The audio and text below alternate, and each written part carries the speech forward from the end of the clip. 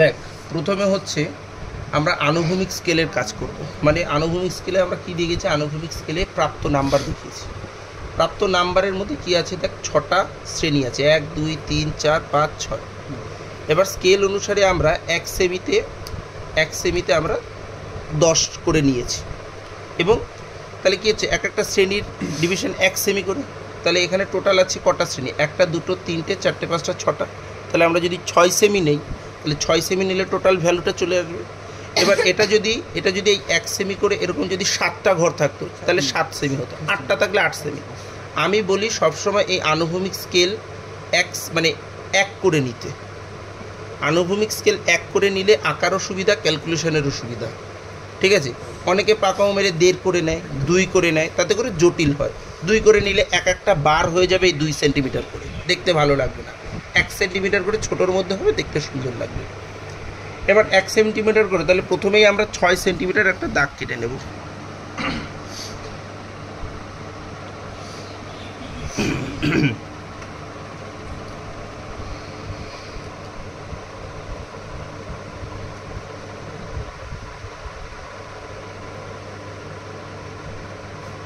Centimetre আনুভূমিক দাগ কেটে নিলাম। ছোট হবে, হোক ছোট।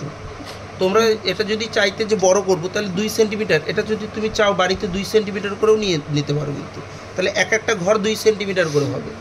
বাড়িতে দরকার হলে আমি বড় একটা ডেটার হোমওয়ার্ক দেবো, তাহলে ক্লাস হবে ধর 8টা 9টা ক্লাসের দিয়ে দেবো, তাহলে বড় হয়ে যাবে। পরীক্ষার সময় কিন্তু তোমাদের ছোট একটা ডেটাই দেবে।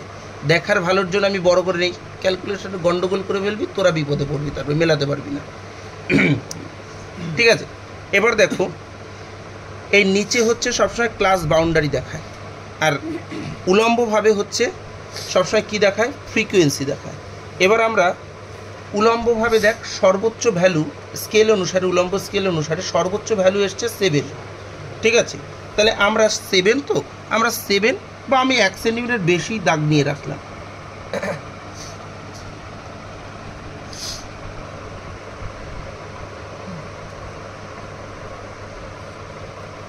এদিকেও 1 সেমি বেশি নিলাম, এদিকেও 1 সেমি বেশি নিয়ে দাগ কেটে রাখলাম। হয়েছে? এবার দেখো, আমরা আগে লেখার কাজটা কমপ্লিট করে রাখি। লেখার কাজটা কমপ্লিট করে রাখলে তোমাদের বুঝতে সুবিধা হবে। দেখো, স্ট্যাটিস্টিক্সের অঙ্কে সবসময় ক্লাস বাউন্ডারি ইউজ হয়। Class boundary, not class limit, মানে শ্রেণীর সীমানা ব্যবহৃত হয়। শ্রেণীর সীমানাটা শুরু হয়েছে কত থেকে, 0.5 থেকে কিন্তু শ্রেণীর সীমানা শুরু হয়েছে। তাহলে আমরা একদম এইখানটা কি লিখব, 0.5 লিখব। ঠিক আছে, এখানে 0.5, এখানে 10.5। তাহলে এখানে যদি 0.5 লিখি, এখানে যদি 10.5 লিখি, তার মানে কি প্রকাশ পাচ্ছে, 0.5 থেকে 10.5। এখানে যদি 20.5 লিখি, তাহলে 10.5 থেকে 20.5। ঠিক আছে, আচ্ছা, তাহলে এখানে লিখি 0.5, 10.5,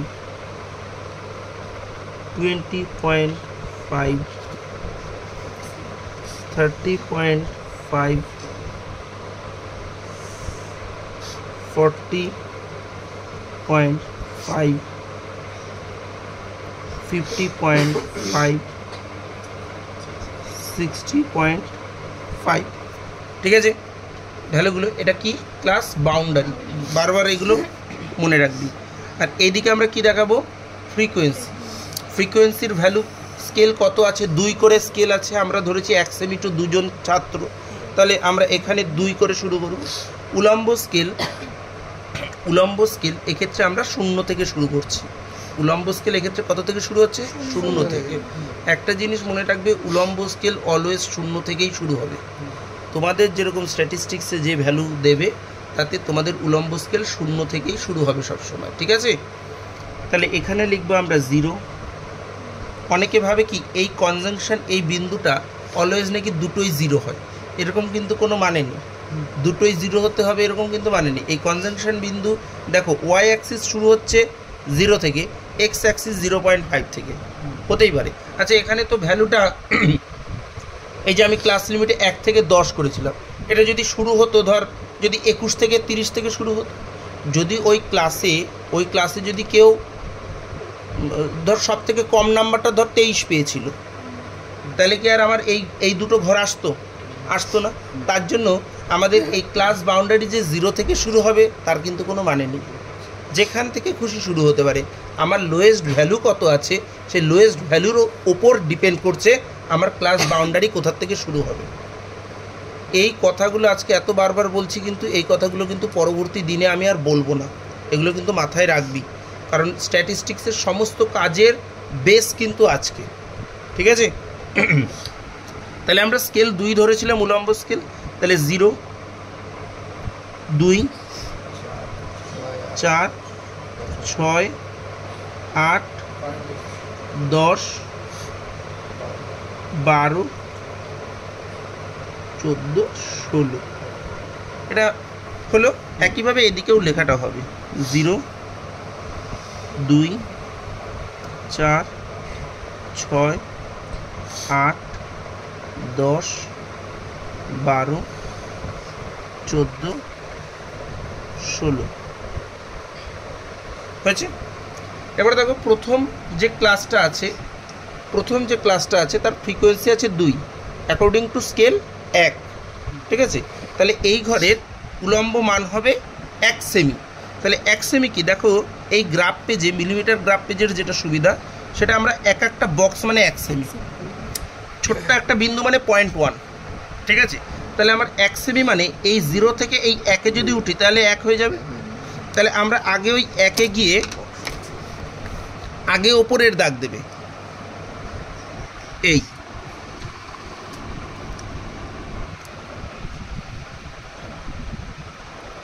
মানে কি, দেখো 0.5 থেকে 10.5 এর frequency 2, according to vertical scale এটা হবে 1 সেমি।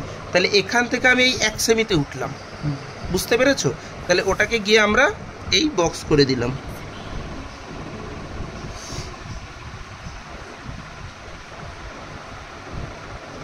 হয়েছে? এটা হয়তো তোমাদের ফাইনাল শিট করতে গেলে এটা পেন দিয়ে করতে হবে, পেন দিয়ে করলে আরও ভালো বোঝা যাবে, ঠিক আছে? আচ্ছা, তারপরের ঘরের অ্যাকর্ডিং টু ভার্টিক্যাল স্কেল আছে 6 সেমি। তাহলে আমি এই ঘর থেকে 6 সেমি, দেখো এগুলো হাতে গুনে নেবে, স্কেল বসিয়ে না, 1, 2, 3, 4, 5, 6। তাহলে এই 6 হলে এই 6 সেমির এই মাথায় স্কেল ধরিয়ে আগে উপরের দাগটা দেবে। হয়েছে?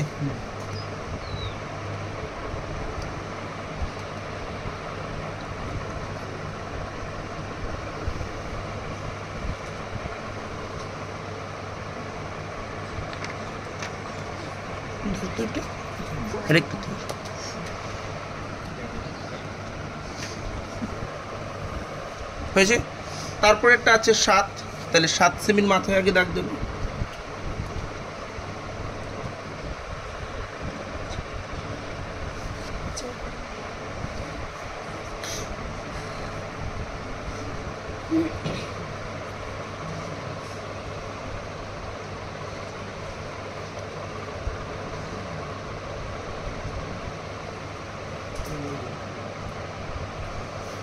হলো 7।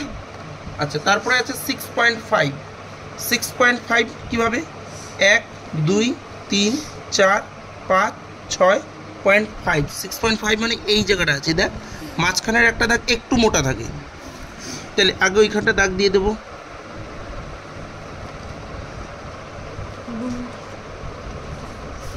হয়েছে? করে তারপর আমরা বক্সটা কমপ্লিট করব।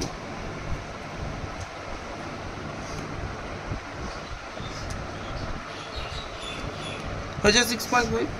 তারপর আছে 3.5, 1, 2, 3.5 এই।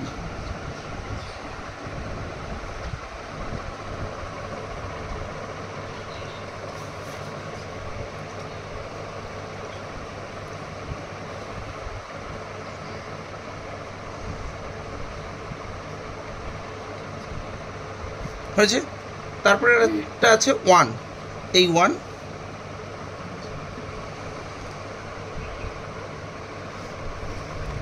এই হয়ে গেল, ঠিক আছে? এবার এটাকে কালার করার প্রসঙ্গ। অনেক স্কুল বলে এটাকে কালার করো, এবার অনেক স্কুল বলে কালার করো না, ঠিক আছে, আমাদের যেটা খুশি আমরা কালার করতেও পারি নাও করতে পারি, তবে ফাইনাল শিটের এগুলো তোমাদের পেন দিয়ে জুড়তে হবে, সেটা করবে, আর কালার মোস্ট প্রবাবলি করতে বলবে, ঠিক আছে। পজ কর। আচ্ছা, তাহলে স্কেল কি? Horizontal scale 1 semi to 10 number.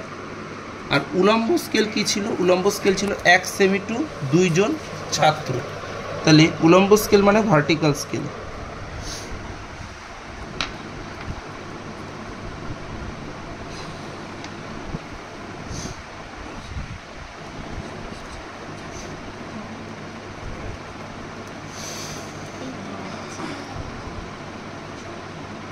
তাহলে vertical scale 1 semi to 2 students, ঠিক আছে। তোমরা এগুলো চাইলে বাংলাতেও লিখতে পারো, অসুবিধা নেই, কিন্তু স্কেলের উপরে কিন্তু আলাদা নাম্বার থাকে। আচ্ছা, এক্ষেত্রে আমরা কি করেছি, ভিডিওর মাঝখানে আমরা কি করেছি, ভিডিওর মাঝখানে হিস্টোগ্রামটা আঁকা কমপ্লিট হয়েছিল, ওপরে হেডিং করেছি হিস্টোগ্রাম। আচ্ছা, এইদিকে আমরা কি দেখেছি, এই মানে উলম্বভাবে ফ্রিকোয়েন্সি দেখেছি, আর ফ্রিকোয়েন্সিতে কি দেখিয়েছি, ফ্রিকোয়েন্সিতে দেখিয়েছি ছাত্র সংখ্যা, তাই সেটা ব্র্যাকেটের মধ্যে দাও বা এমনি দাও, সেটা কিন্তু এভাবে লিখে দিতে হবে ছাত্র সংখ্যা, মানে আমরা ওয়াই অ্যাক্সিসে কি দেখিয়েছি। একইভাবে আমরা এক্স অ্যাক্সিসে ক্লাস বাউন্ডারিতে কি দেখিয়েছি, প্রাপ্ত নাম্বার, সেটা আমরা দেখিয়ে দিয়েছি, ঠিক আছে। ওপরে হেডিং এবং স্কেল মোটামুটি এইটুকু করলে তবেই কিন্তু ফুল মার্কস পাওয়া যাবে। এর প্রত্যেকটাই নাম্বার, হেডিংয়ে নাম্বার আছে, এই ডান দিকের বাঁ দিকের লেখা এবং নিচের লেখায় নাম্বার এবং স্কেলে নাম্বার আছে, কোনোটা বাদ গেলেই কিন্তু হবে না, ঠিক আছে। তারপর এটা কমপ্লিট হওয়ার পরে আমরা একটু ডেকোরেশন করে দেবো, মানে এই হেডিংটার নিচে একটু স্কেচ পেন দিয়ে একটু বক্স করে দেবো।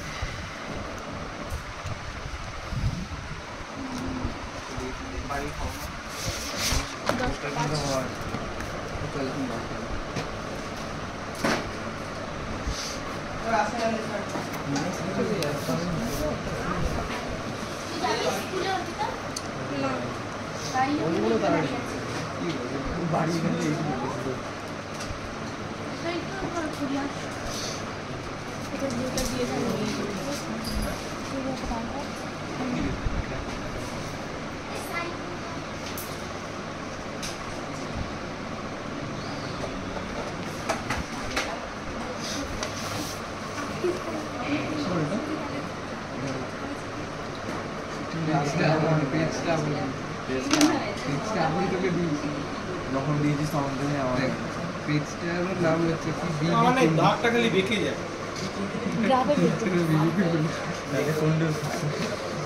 হ্যাঁ, তো সবকটা পেজই আমার অনেকগুলো বাবা দোকান ছিল একসঙ্গে।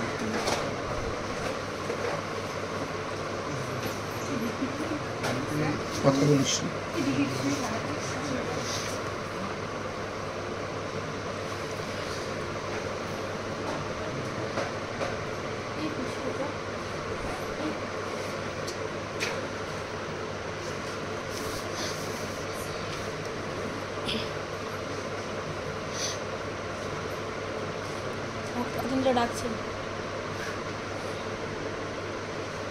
এই হলো টোটালটা কমপ্লিট, ঠিক আছে। এবার এই দেখে নে, এবার এই হিস্টোগ্রামের এই ইয়েগুলোকে একটু কালো করে দেওয়া যেতে পারে।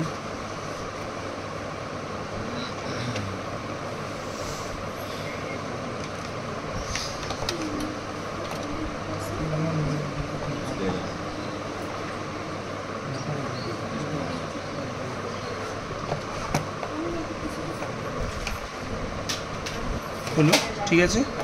এবার পজ কর একটু, আমি বলে দিচ্ছি। আচ্ছা, এইভাবে টোটাল কাজটা হবে। এর প্রত্যেকটা জায়গা ঠিকঠাক করে দেওয়া হবে, চারিদিকে মার্জিন। একটা জিনিস মনে রাখবি, সব কিছুর উপর নাম্বার, তো শুধু আঁকাটা এঁকে দিলাম কিছু লিখলাম না, তাহলে নাম্বার কিন্তু পাবো না। এইভাবে টোটাল কাজটা, হিস্টোগ্রামের কাজটা টোটাল কমপ্লিট করতে হবে, ঠিক আছে। চলো, টাটা।